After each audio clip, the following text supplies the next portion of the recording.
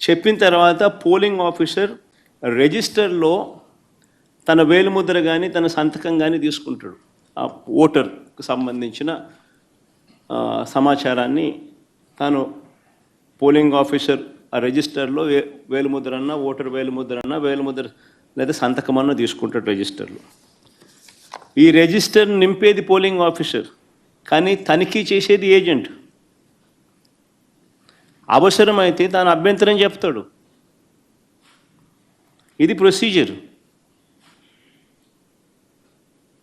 Polling ముగిసిన తర్వాత, అయిపోయిన తర్వాత ఫామ్ 32 అని ఉంటుంది. ఫామ్ 32ను నింపి ఆ బూత్లో ఎన్ని ఓట్లు వచ్చాయి అన్నదాన్ని రికార్డు చేస్తారు. బూత్లో ఉండే అధికారి ఆ రికార్డును ఏజెంట్కు ఇవ్వాల్సి ఉంటుంది. అంతేకాకుండా ఏజెంట్ నుంచి ఒక రిసిప్ట్ కూడా తీసుకుంటాడు ఆ ప్రిసీడింగ్ ఆఫీసర్. ఆ రికార్డుతో ఈ రిసిప్ట్ను కూడా జత చేయాలి.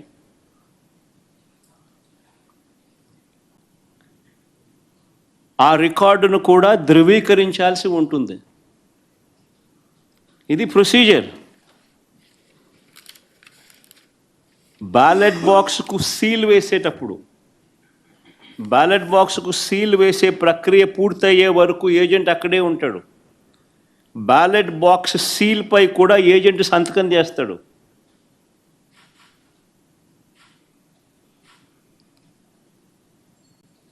బ్యాలెట్ బాక్స్కు సంబంధించి సీల్పై కూడా ఏజెంట్ సంతకం తీసుకుంటారు. మరి నేను అడుగుతా ఉన్నా, మళ్ళీ ఇవన్నీ జరిగాయా అని అడుగుతా ఉన్నా.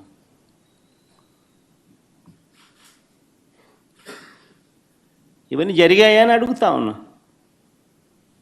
అసలు ఏజెంట్లే లేకుండా చేసి ఎన్నికలు జరిపినప్పుడు దాన్ని ఎన్నికలని ఎలా అంటారని అడుగుతా ఉన్నా.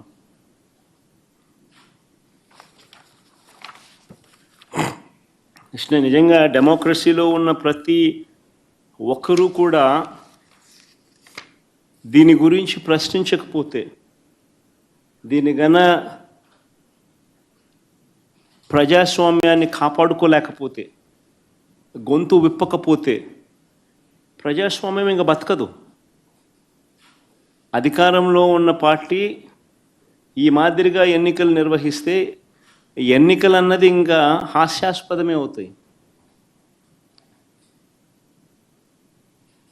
ఎన్నికలు పెట్టాల్సిన ఎన్నికలు ఇంకా ఏం జరపాల్సిన పనులా, ఇంకా మన ఇష్టం గుద్దుకోవడమే.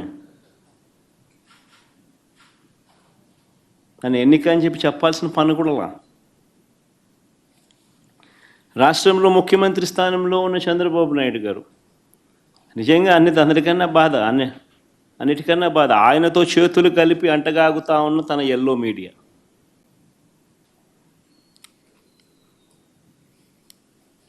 వీరి ఎజెండా ఏమిటి అని అంటే ప్రజలకు మంచి చేయడం కాదు,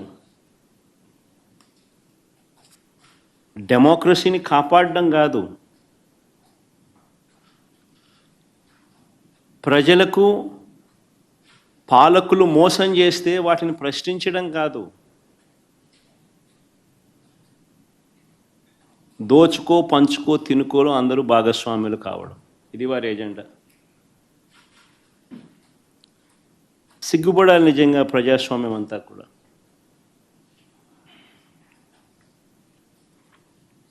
ఈరోజు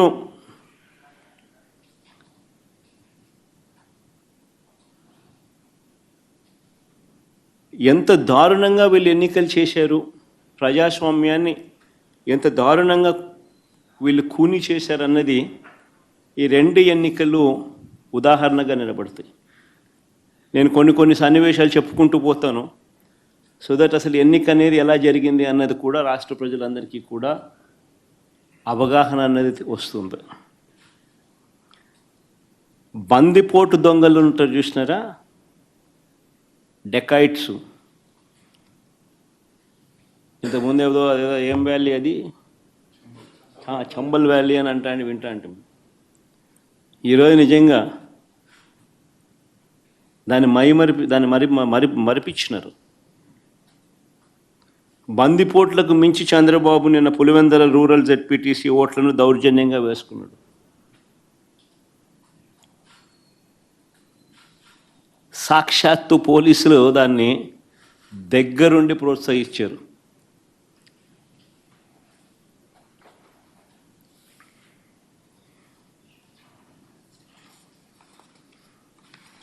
నేను చంద్రబాబు గారిని ఛాలెంజ్ చేస్తా ఉన్నా.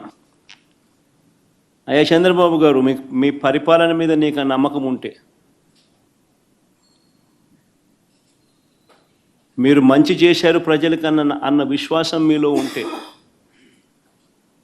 ప్రజలు మీకు ఓటు వేస్తారు అన్న నమ్మకం మీకుంటే,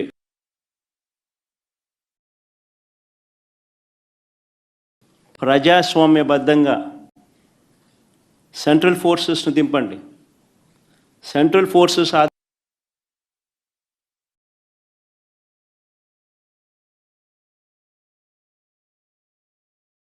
ప్రజాస్వామ్యబద్ధంగా ఎన్నికలు జరిపించండి. నీకు ఆ నమ్మకం లేదు కాబట్టి, మీరు ప్రజలకు చేసిన మంచి ఏది లేదు కాబట్టి, సూపర్ 6 సూపర్ 7 అన్నింటా మీరు మోసమే చేశారు కాబట్టి, మీ పాలన అంతా కూడా రాక్షస పాలన కాబట్టి, ప్రజలు మీకు ఓట్లేసే పరిస్థితి లేదు కాబట్టి ఇంత విచ్చలవిడిగా ప్రజాస్వామ్యాన్ని కూని చేస్తూ ఉన్నారు.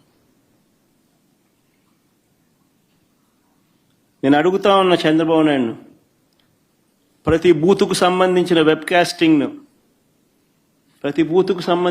కాస్టింగ్ను వైఎస్ఆర్సీపీ అభ్యర్థులకు ఇచ్చే ధైర్యం మీకుందని అడుగుతా ఉన్నా.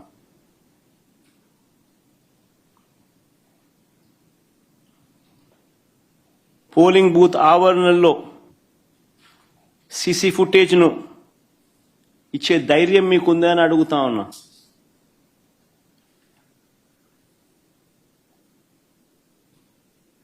ఎవరెవరు బయట నుంచి వచ్చి ఎలా ఓటేశారో, ఎలా బూతులను ఆక్రమించుకున్నారో, ఆ ఆక్రమించుకుంది ఎవరో కూడా గుర్తించి కొన్ని ఉదాహరణలు కూడా మీకు చూపిస్తాం. ఇలాంటి అడ్డగోలు రాజకీయాలు చేసే నాయకుడిని లీడర్ అనరు, మాబ్స్టర్ అంటారు, లేదా ఫ్రాడ్స్టర్ అంటారు.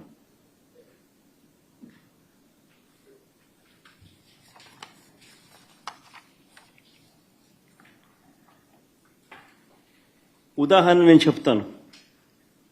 ఎంత దారుణంగా ఈ మోసము అనే కార్యక్రమము, అన్యాయం అనే కార్యక్రమము జరుగుతూ వచ్చింది అన్నదానికి నిదర్శనాలు చెప్తా. సాధారణంగా ఎన్నిక ఎప్పుడైనా జరిగినప్పుడు ఏ ఊరిలో సంబంధించిన ఓటర్లు అదే ఊరిలోనే ఓటేస్తారు. ఇది మామూలుగా గతంలో కూడా జరుగుతూ ఉన్న ప్రక్రియనే. గత ఎన్నికల్లో కూడా ఈరోజు ఏదైతే బూతులు ఏదైతే ఉన్నాయో, ఓటర్లు ఏదైతే ఉన్నారో, ఊర్లు ఏవైతే ఉన్నారో, ఆ ఊర్లకు సంబంధించిన ఓటర్లు ఆయా ఊర్లలోనే, వారి ఊర్లలోనే గతంలో కూడా ఓట్లు వేస్తా వస్తున్నారు. ఇది సర్వసాధారణంగా జరుగుతూ ఉన్న ప్రక్రియ. కానీ ప్రత్యేకంగా ఈ ఎన్నికలకు ఇప్పుడు ఈ ఎన్నికలకు సంబంధించి చంద్రబాబు నాయుడు గారి కుట్రలు ఏ స్థాయిలో ఉన్నాయి అనంటే, బూతులను అటు ఇటు మార్చేశారు. ఒకసారి టేబుల్ని మీరే చూడండి. ఆ బూతులను ఎలా మార్చారు అన్నది మీకే అర్థమవుతుంది. ఎర్రబల్లి నుంచి నల్లపురెడ్డిపల్లెకు 6, 7 and 6 and 7, 9 and 10 ఆ రెండు కాలమ్స్ ఒకసారి గమనిస్తే, 6, 7 and 9, 10 రెండు కాలమ్స్ గమనిస్తే, ఎర్రబల్లి నుంచి నల్లపురెడ్డిపల్లెకు, అంటే ఎర్రబల్లి అనే ఊరు నుంచి నల్లపురెడ్డిపల్లెకు.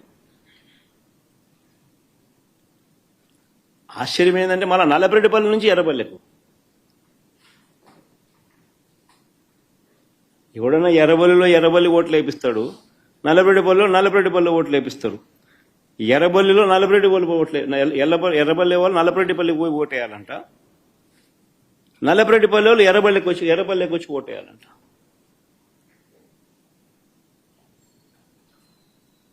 సిక్స్ 7 చూడండి, 9, 10 చూడండి.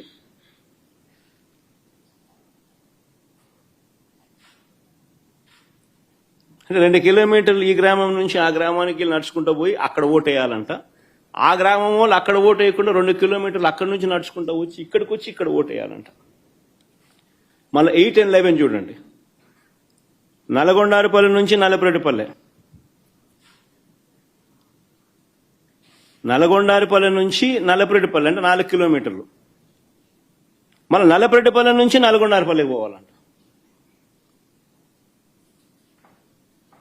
నల్లపరెడ్డిపల్లిలో ఓటేసే కార్యక్రమం జరగకుండా నల్లపరెడ్డిపల్లిలో నల్గొండారుపల్లికి పోవాలంట. 4 కిలోమీటర్లు అవుతారా? నల్గొండారుపల్లిలో ఓటేయకూడదంట. 4 కిలోమీటర్లు నడుచుకుంటూ వచ్చి నల్లపరెడ్డిపల్లిలో ఓటేయాలంట. అంటే ఏ రకంగా స్కెచ్ చేసినారనేది